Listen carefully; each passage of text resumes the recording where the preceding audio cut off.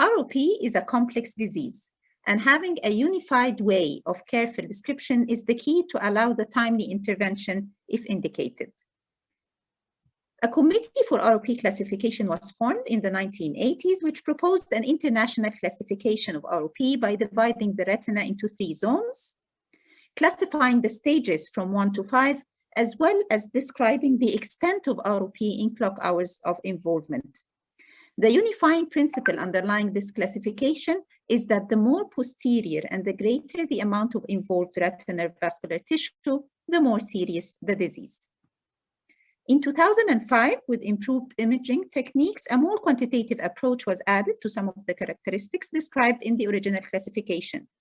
Basically, in the concept of a more virulent form of retinopathy observed, referred to as aggressive posterior ROP, a description of what is called a pre-plus disease, and a practical clinical tool for estimating the extent of zone 1. For the purpose of defining the anteroposterior location of the retinopathy, 3 concentric zones of retinal involvement have been described. Each zone is centered on the optic disc rather than the macula, in contrast to the standard retinal drawings. This convention was selected because normal retinal vasculature proceeds outward from the center of the optic disc towards the ora serrata. Zone 1 is the innermost zone, and it consists of a circle, the radius of which extends from the center of the optic disc to twice the distance from the center of the disc to the center of the macula. As a practical approach for the clinician, the approximate temporal extent of zone 1 can be determined by using a 28 diopter lens and by placing the nasal edge of the optic disc at one edge of the field of the view. The limit of zone 1 is at the temporal field of view. The retinal area, defined as zone 2, extends from the edge of zone 1 to the nasal ora serrata, and zone 3 is the residual temporal crescent of the retina anterior to zone 2. And examiners must actually take care to be sure that the vessels indeed reach the ora serrata nasally and that there's no ROP in the 2 most nasal clock hours before categorizing the eye as zone 3 eye. And if this cannot be fully ascertained, the eye should still be considered as a zone 2 eye. The extent of disease is recorded in clock hours or 30-degree sectors, and as the observer looks at each eye, the 3 o'clock position is to the right and nasal in the right eye and temporal in the left, and the 9 o'clock position is to the left and temporal in the right eye and nasal in the left. The boundaries between sectors lie on the clock hour positions. That's the 12 o'clock sector extend from 12 to 1 o'clock.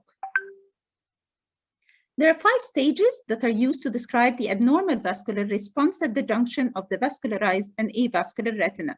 And because more than one ROP stage may be present in the same eye, staging for the eye as a whole is determined by the most severe manifestation present. However, for purpose of recording the complete examination, each stage is defined and the extent of each stage is recorded. Prior to the development of ROP in the premature infant, vascularization of the retina is incomplete or immature, which we refer to as stage 0 ROP.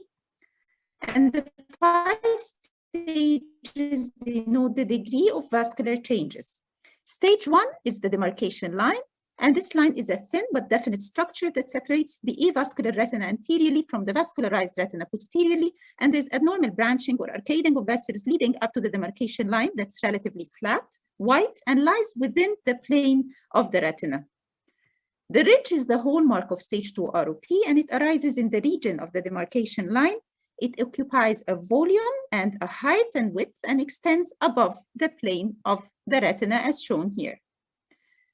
The ridge may change from white to pink, and the vessels may leave the plane of the retina posterior to the ridge to enter or cross it. We always teach our junior residents and fellows that easy identification of a presumed stage 1 line is usually a stage 2 ridge. In stage 3, extraretinal fibrovascular proliferation or neovascularization extend from the ridge into the vitreous, and this proliferating tissue is continuous with the posterior aspect of the ridge, causing a ragged appearance as the proliferation becomes more extensive. Small isolated white tufts of neovascular tissue lying on the surface of the retina, commonly called popcorn, may be seen posterior to the ridge structure, and such lesions do not constitute the degree of fibrovascular growth that's necessary condition for stage 3, but not uncommonly, stage 3 is coexisting. Stage 4 is divided into extrafoveal, which is stage 4A, and foveal stage 4B subtotal retinal detachments, which are generally concave and most are circumferentially oriented. And typically, retinal detachments begin at the point of fibrovascular attachment to the vascularized retina, and in progressive cases, the fibrous tissue continues to contract, and tractional retinal detachment increases in height, extending both anteriorly and posteriorly, and ending in stage 5 total retinal detachment, which is usually funnel shaped, and the child presents with leukocoria. This stage have a very poor visual prognosis and usually non-satisfactory outcome of surgery. Along with the changes described earlier at the leading edge of the abnormally developing retinal vasculature, additional signs indicating the severity of active ROP may occur. This include increased venous dilatation and arteriolar tortuosity of the posterior retinal vessels, and may later increase in severity to include iris vascular engorgement, poor pupillary dilatation or rigid pupil, and vitreous haze. This important constellation of signs in the original classification was referred to as a plus disease, and this definition has been further refined in the later clinical trials, in which the diagnosis of a plus disease could be made if sufficient vascular dilatation and tortuosity are present in at least 2 quadrants of the eye, and a plus symbol is added to the ROP stage number to designate the presence of a plus disease. 3+ disease indicates vascular abnormalities of the posterior pole that are insufficient for the diagnosis of a plus disease, but that demonstrate more arteriolar tortuosity and venous dilatation than normal. And over time, the vessel abnormalities of 3+ may progress to frank plus disease as the vessels dilate and become more tortuous. As for the aggressive posterior ROP, it's a rapidly progressing severe form of ROP, and the characteristic features of this type are the posterior location, prominence of the plus disease, and the ill-defined nature of the retinopathy in general. This rapidly progressing retinopathy has been referred previously as type 2 or Rush disease, and aggressive posterior ROP seems to be the most appropriate term, since the diagnosis can be made on a single visit and does not require evaluation over time. Aggressive posterior ROP is observed most commonly in zone 1, but may also occur in posterior zone 2. And early in the development of aggressive posterior ROP, the posterior pole vessels show increased dilatation and tortuosity in all 4 quadrants, which is out of proportion to the peripheral retinopathy. Shunting occurs from vessel to vessel within the retina and not solely at the junction between the vascular and the avascular retina. And as a result, it's usually very difficult to distinguish between arterioles and venules because of the significant dilatation and tortuosity of both vessel types. There are also been hemorrhages at the junction. And another important feature that usually does not progress through the classic stages from 1 to 3, and if untreated, usually progresses to stage 5 ROP.